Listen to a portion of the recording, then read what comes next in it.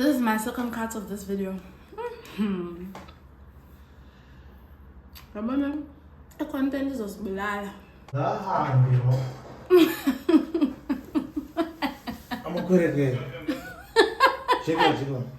Baba, is it okay like this, babe? Yes, okay. He also wants a Zulu girlfriend as well. Babe, Baba, I see you. Close.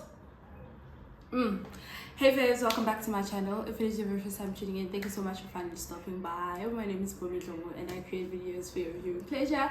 If you have not subscribed to my channel, please consider subscribing. Make sure that you leave me a comment and you like this video. Also share with your friends so that I can grow. My channel has been around for 5 to 6 years, but I'm my favorite creator. I'm very inconsistent, so it's struggling to grow. And I blame myself entirely. I take full accountability for my channel being so stagnant. I think I started off really well, and when I look at people who started their channels around the same time as me and how much they've grown, it makes me feel like I have not been doing anything. Like, genuinely getting a heartache about it, because I'm just like, this is one thing that you should have grown and you've just been sleeping on it. Like, my channel is my baby and I feel like I'm such a bad mom, you know, but life happens, guys. Life happens. Anyway, today I decided to do a sit down because vlogging can get a bit redundant. I'm actually doing a mini series and I'm just gonna have 3 or 4 episodes of it, and then I'm gonna go back to vlogging until I completely figure out what it is that I want to do with my channel and how I want to move it forward, because I feel like at the moment it is a bit all over the place, but I do know what it is that I want to do, but I'm not sure if I have the capacity to do it. You know, I'm getting midlife existential crisis when it comes to my channel in particular, because I have a platform and I want to be responsible with it. So I'm still trying to get it together. So keep me in my prayers. Keep me in your prayers. Anyway, today I wanted to speak about living abroad. My mini series is going to be about life in your 20s and the things that happen that you don't expect, the things that you do expect, the things that come as a surprise, opportunities that arise, just like me being here, that I never really expected would happen. I didn't always imagine that I'd move abroad, to be honest. I used to speak about it even in varsity. Like, my one friend was telling me the other day that you actually did speak about moving abroad one day, but I just never thought it would happen, you know. And I was like, I never thought it would happen. And so this opportunity sprang by, and then, you know, I took it, and I'm glad that I took it. Anyway, so I live abroad now, and I think one of the things that I've learned, or one of the things that I've noticed, I actually wrote down a couple of things. Number one, it's very lonely. It's not all that shame. I don't want to lie to you. If you're someone who values community, I think I value community too. Like, I'm very friend based and all of that. But if you're someone who really values community, living abroad might not be for you, because it's very lonely. Number one, you just don't have people around you to come and show up for you like that. If, for example, you fall sick or something happens to you and you land up in hospital, you have to be okay with the fact that your mom won't be able to come and see you, your dad won't be able to come and see you, your friends can't support you in a tangible way. They can't be there for you physically. They can call you, yes, but they won't be there for you like that. And that sucks when you think about it, because I mean, I imagine myself when I am down and out with the flu, I just need my mom to like keep on coming into my room and being like, Mpumi, I'll phone you, look. So the fact that I cannot expect that to happen, it really sucks. And it can make you feel like people are not showing up for you. But also, this is an extreme condition. Like, Abantu are not going to travel all the way from South Africa to come to China to come and see you because it's a spearhead. You know what I mean? And subsequently, you lose out a lot in terms of being available for your friends' events, you know, when they grow up, when they achieve something, whether career-wise or they're starting a family or whatnot, and vice versa as well. People miss out on so much in your life and the little moments that you have, because you can speak to people over the phone, but it's not the same as you being there. There are so many moments that you miss of your friends' lives, and equally, they miss so much of the moments in your life as well. You grow up, and you grow up without them, literally. I realized this with my brother. I was in China then from 2023 to 2024. I was here a whole year. When I went back home, I just felt like my brother grew taller. I was like, who is this young man? This is not the same person. And it's just, it really, it kind of got me emotional, because I was like, oh my word, I just feel like I've missed out on so much, and he's grown up, like he's grown so much, and I've missed out on that. And those are the things that you have to reconcile with if you're gonna move. The fact that you won't be there for people the way like the way you want to. You can't show up for people the way you want to show up for people. And you have to be okay with doing things by yourself. Even the most mundane things, going to the supermarket, going to the mall, going to get your documents done, for example, going to work, everything. You have to be okay with being a soloist. You have to be okay with doing dates by yourself. You have to be okay with everything, really, doing everything by yourself. You can't wait on people, it's okay, I want to travel, but I'm waiting for smang to get paid month in and then so if you want to do something, you just have to go and do it by yourself. You have to be okay with that, because if you don't have that mindset, or you don't adopt that mindset, you'll never do anything. I remember with my ex-roommate at my previous job, she said to me, and she had started at that job 2 months prior to me, like starting 2 months to me being there, sorry. And the first time she went to the mall was when I was there. She stayed 2 months without going to the mall. And the first time she went was because I was there, because she was scared to do it alone. And I was like, I'm sorry, but that could never be me, because she said that she's not going to come to the mall with me, I would have gone by myself. I'm eating frozen grape. It's so good. Yeah, I would have gone by myself, but that's one of the things about me. I don't mind doing things by myself. So I guess it makes me the perfect candidate to move here, but I guess not all of us are built like that, and unfortunately you have to adapt. Number 2, I wrote that you have to be extremely independent. It sucks. That one sucks. Equally, number 3, my third point is that then your codependency on God grows. That's what I love about it. My relationship with God has improved significantly. But it improved even when I was home, but it has improved significantly because I know that I can't do things by myself. I always have to invite the Holy Spirit to say, hey, listen, I'm going to the mall now. I don't know how people are gonna look at me, and these people, I don't know why it's not big, especially if you're black. I don't know how people are gonna look at me. I don't know how I'm gonna feel, but walk with me and be with me. There are challenges, like I said, that will arise that you can't necessarily go to your mom and be like, because now you can't ask your dad to help you, can't ask your friend to help you. You don't have connections.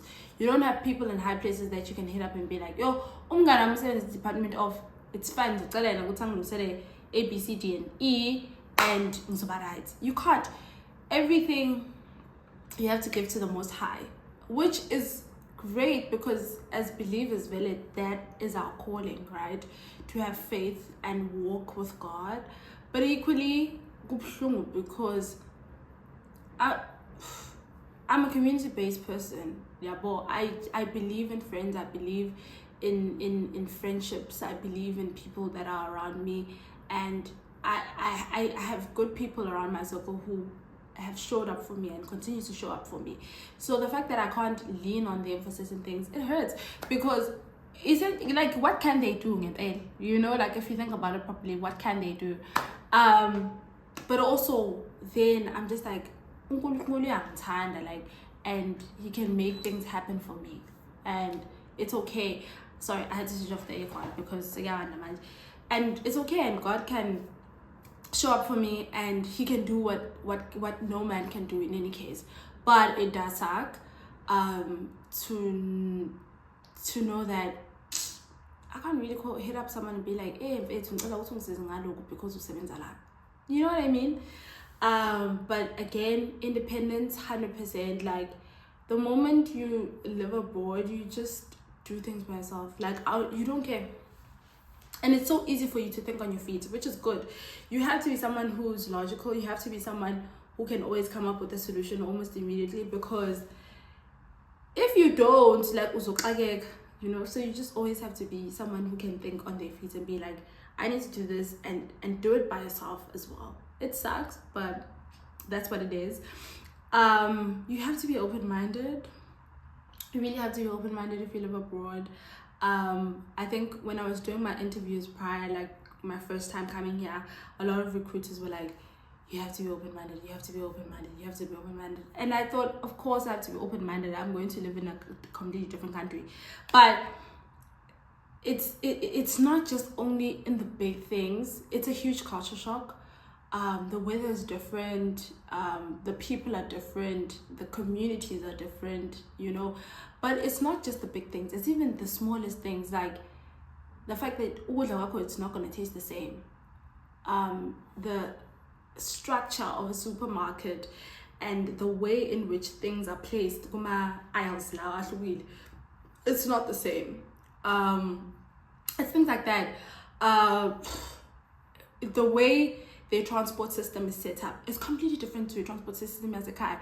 At home, you have to have a car, because if you don't have a car, you are gonna feel it. You know what I mean? But I mean, obviously you can use public transport to see and whatnot. Fine. But here, people use trains. They depend on trains. And as someone who didn't like trains prior to coming here, I actually still hate trains, just by the way. But here, trains are like a mode of transport, like a really good mode of transport. It's one of those things where people depend highly on trains. I'm a Texaweko. So if you don't have a car, you have to use a train, or you have to use a scooter. I can't even ride a bicycle.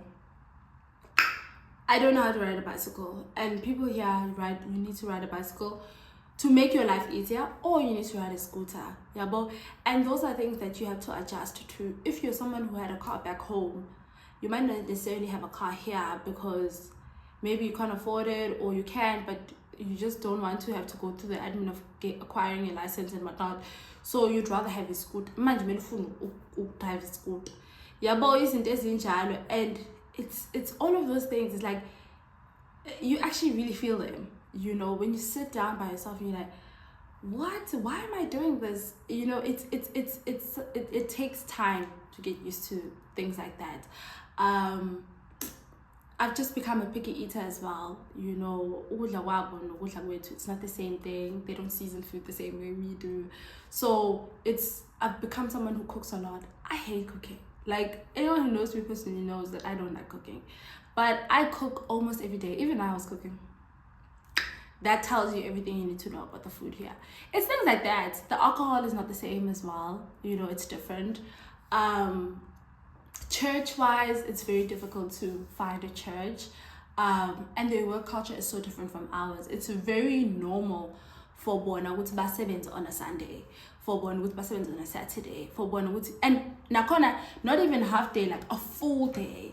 Whereas with us, you know, those kind of jobs, yes, we do have them. I'm not saying they're not there, but ideally a job is Monday to Friday, and then Saturday, Sunday you have to yourself. Saturday you go out with your friends, you do what you need to do.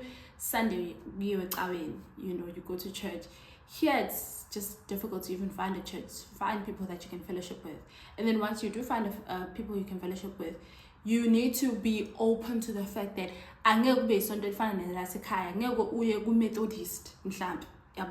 you're just gonna go to a church that is led by Abelung, and you have to be okay with that, because now you have to think, do I want to fellowship or not? But I don't like singing English English church songs. Good and well, but like if you can't take that, then you have to be okay with the fact that you probably won't be able to go to church for a very long time, because I've never seen a church lana. I've only been to 2 different churches. I never found a church here where they do praise and worship in Zulu. So you have to be okay with the Hillsong. And fortunately for me, I'm someone who's okay with Hillsong and elevation and whatnot. But because it doesn't move the Holy Spirit here. Like a spirit meant to us move with English songs. But like traditional Nguni hymns, you can't find that here. And it's frustrating. But you have to choose, are you going to fellowship or you get what I mean? So it's things like that which I find to be really frustrating, but equally they stretch you, you become a little more mature, and it helps you to see the world in a different way, because then you realize as fun as the way it's going. But yeah, it's an interesting experience, and I'm glad that I'm doing it while I'm still in my 20s. I think your 20s are like a trial and error thing. You should do as much as you can in your 20s. Not that your 30s and your 40s should be reserved for you just becoming dormant with your life. I just think that it's easier to adjust to certain things when you are in your 20s and your 30s, in your 20s, as opposed to when you're in your 30s and 40s, because the older you get, I think also clarity is clear to see. And there are just certain things you're not willing to compromise anymore. I think when you're in your 20s, you can adjust. But once you start getting to your 30s, your 40s, like you become so sure in who you want to be and who you are that you're not willing to bend over for anything. And it's hard for you to do things like these. But yeah, it's just one of those things. I don't know, would you move abroad? Is it something that you've thought about before? Let me know in the comment section, and I will see you in my next video.